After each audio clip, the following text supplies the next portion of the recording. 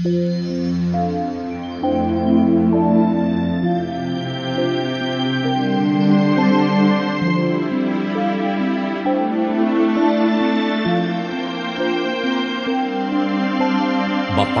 ang bumabasa at ang nangakikinig ng mga salita ng hula at tumutupad ng mga bagay na nangasusulat doon, sapagkat ang panahoy malapit na.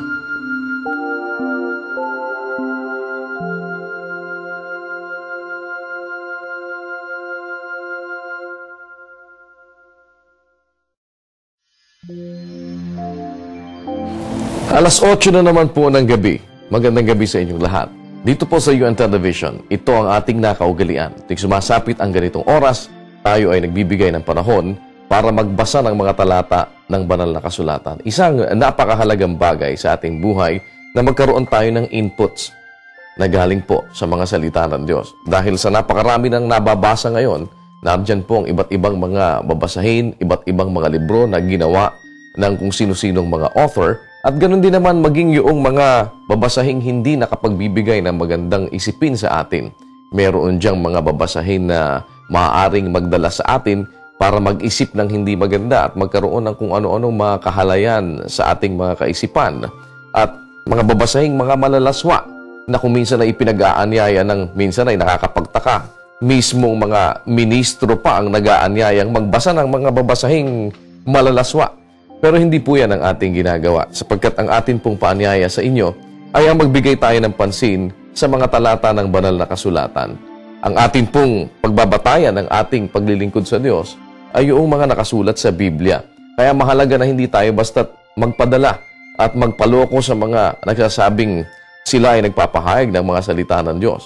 At the only way para po magawa natin yan ay sundan natin kung ano yung kanilang mga sinasabi. Sapagkat karamihan ng mga mangangaral ngayon, ang daladala po ay Biblia. Kaya nga sinasabi rin sa banal na kasulatan na huwag tayong magsipaniwala sa bawat espiritu kung hindi ating subukin kung sila ay sa Diyos. At yan po ay magagawa natin sa pamamagitan ng atin po namang pagbibigay ng panahon para subaybayan at tugay-gayan ang lahat ng mga nakasulat sa Biblia. Yan ang ating ginagawa. At sa gabing ito ay pagpapatuloy po natin ang ating pagbabasa ng mga talata ng banal na kasulatan. Narito po ang pagpapatuloy sa ating mga inumpisahang talatang binabasa. Ikalawang Korinto, Kapitulo 6. At yamang kalakip niyang gumagawa ay ipinamamanhik din namin sa inyo na huwag ninyong tanggapin ang biyaya ng Diyos na walang kabuluhan, sapagkat sinasabi niya, sa panahong ukol, kita'y pinakinggan, at sa araw ng pagliligtas, kita'y sinaklolohan.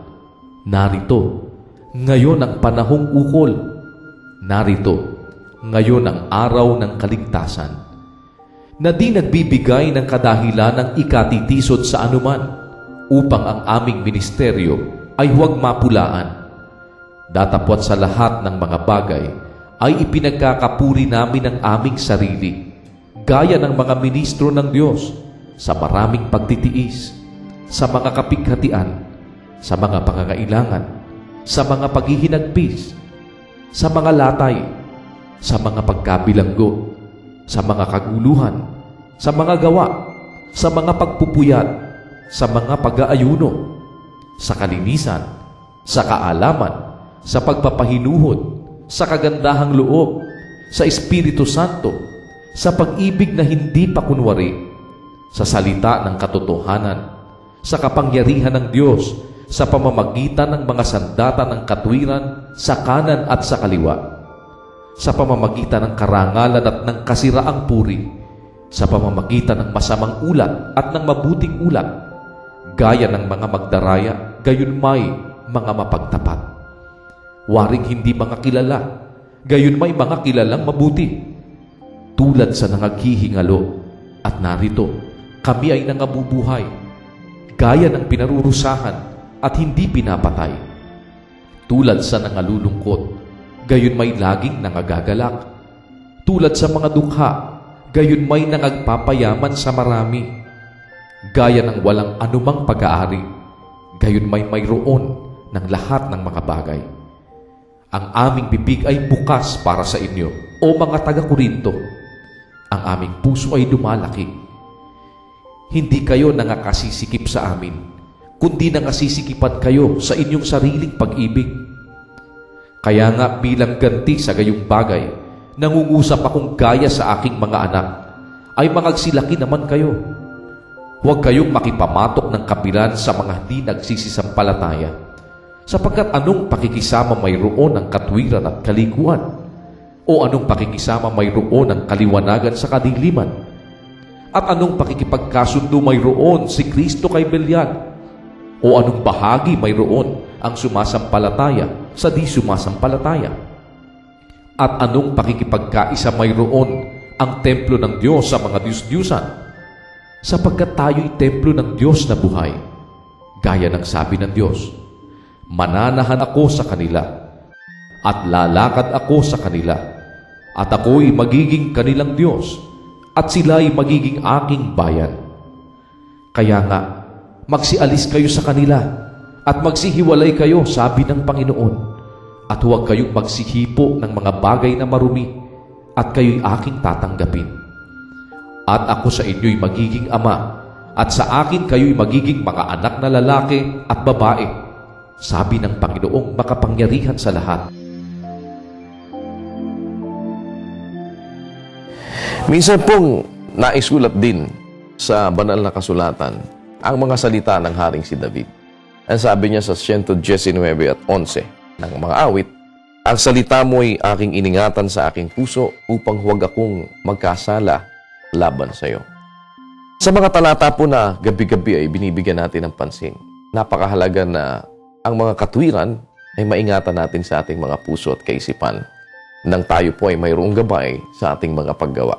Kung sakaling sa mga talata po na binasa natin ngayong gabi ay meron kayong mga hindi lubos na naunawaan, huwag ko kayong mag-atubili. Tumawag lamang sa palatuntunang Itanong Mo kay Soriano at sa palatuntunang Ang Dating Daan. Sa pangunguna po ni Brother Eli Soriano, ang inyong mga katanungan at ang mga bagay na ibig ninyong magkaroon ng higit na kaliwanagan sa mga talata ng banal na kasulatan ay mabibigyang tugon.